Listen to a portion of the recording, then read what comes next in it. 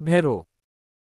एक बार सुमेरु पर्वत पर बैठे हुए ब्रह्मा जी के पास जाकर देवताओं ने उनसे अविनाशी तत्व बताने का अनुरोध किया। शिवजी की माया से मोहित ब्रह्मा जी उस तत्व को न जानते हुए भी इस प्रकार कहने लगे, मैं ही इस संसार को उत्पन्न करने वाला स्वयंभू अजन्मा एकमात्र ईश्वर अनादि भक्ति ब्रह्म घोर निरंजन आत्मा हूँ।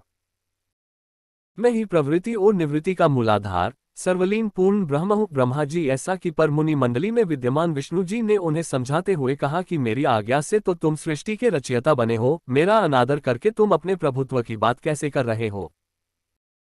इस प्रकार ब्रह्मा और विष्णु अपना अपना प्रभुत्व स्थापित करने लगे और अपने पक्ष के समर्थन में शास्त्र वाक्य उद्धृत करने लगे। अंततः वेदों से पूछने का निर्णय हुआ तो स्वरूप धारण करके आए चारों वेदों ने क्रमशः अपना मत छह इस प्रकार प्रकट किया। ऋग्वेद जिसके भीतर समस्त भूत निहित है तथा जिससे सब कुछ प्रवत होता है और जिसे परमात्मा कहा जाता है, वह एक रुद्र रूप ही है। यजुर्वेद जिसके द्वारा हम वेद भी प्रमाणित होते हैं तथा जो ईश्वर के संपूर्ण यज्ञों तथा योगों से भजन किया जाता है, सबका दृष्टा वह एक शिव ही है।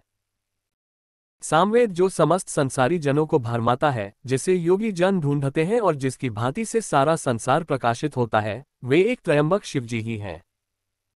अथर्ववेद जिसकी भक्ति से साक्षात्कार होता है और जो सब या सुख दैख अतीत अनादि ब्रह्म है, वे केवल एक शंकर जी ही हैं।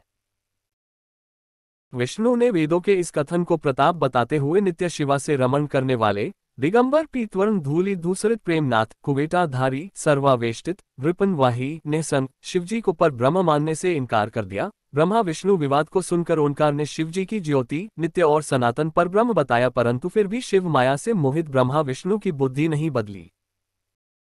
उस समय उन दोनों के मध्य आदि अंत रहित एक ऐसी विशाल ज्योति प्रकट हुई कि उससे ब्रह्मा का पंचम सिर जलने लगा। इतने में त्रिशूलधारी नील लोहित शिव वहां प्रकट हुए तो अज्ञानतावश ब्रह्मा उन्हें अपना पुत्र समझकर अपनी शरण में आने को कहने लगे। ब्रह्मा की संपूर्ण बातें सुनकर शिवजी अत्यंत क्रुद्ध हुए और उन्होंने तत्काल भैरव को प्रकट कर उससे ब्रह्मा पर शासन करने का आदेश दिया। आज्ञा का पालन करते हुए भैरव ने अपनी बाईं उंगली के नखाग्र से ब्रह्मा जी का पंचम सिर काट डाला। भयभीत ब्रह्मा शतरुद्री का पाठ करते हुए शिवजी के शरण हुए। ब्रह्मा और विष्णु दोनों को सत्य की प्रतीति हो गई और वे दोनों शिवजी की महिमा का गान करने लगे। ये देखकर शिवजी शांत हुए और उन दोनों को अभयदान दिया। इसके उपरांत शिवजी ने उसके भीषण होने के कारण भैरव और काल को भी भयभीत करने वाला होने के कारण काल भैरव तथा भक्तों के पापों को तत्काल नष्ट करने वाला होने के कारण पाप भक्षक नाम देकर उसे काशीपुरी का अधिपति बना दिया। फिर कहा कि भैरव तुम इन ब्रह्मा विष्णु को मानते हुए ब्रह्मा के कपाल को धारण करके इसी के आश्रय से भिक्षा वृत्ति करते हुए वाराणसी में चले जाओ, वहां उस नगरी के प्रभाव से तुम ब्रह्म हत्या के पाप से मुक्त हो जाओगे।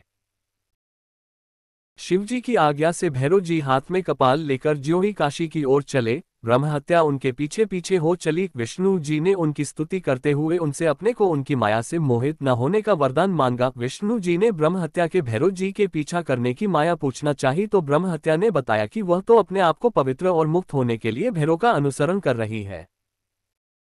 भैरव जी ज्यों ही काशी पहुंचे त्यों ही उनके हाथ से चिमटा और कपाल छूटकर पृथ्वी पर गिर गया और तब से उस स्थान का नाम कपालमोचन तीर्थ पड़ गया। इस तीर्थ में जाकर सविधि पिंडदान और देव पितृ तर्पण करने से मनुष्य ब्रह्म हत्या के पाप से निवृत्त हो जाता है।